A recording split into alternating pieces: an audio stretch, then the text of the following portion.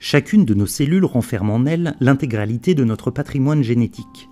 Il se présente sous la forme d'un double brin d'ADN fait d'une succession de 4 bases azotées, autant de lettres qui constituent l'alphabet du code génétique. Sur cet ADN se trouvent de nombreux gènes. Ils sont séparés par des fragments d'ADN satellites composés de séquences très répétitives.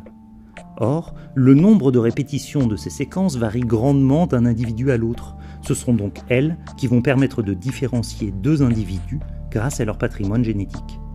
Pour ce faire, l'ADN collecté sur une scène de crime, par exemple, est préalablement amplifié et découpé par des enzymes de restriction. Cette opération permet d'isoler des portions d'ADN satellites. Cet ADN est déposé au sommet d'un bloc de gel d'agarose que l'on soumet ensuite à un champ électrique. L'ADN étant chargé négativement, les séquences satellites vont être attirées vers la borne positive.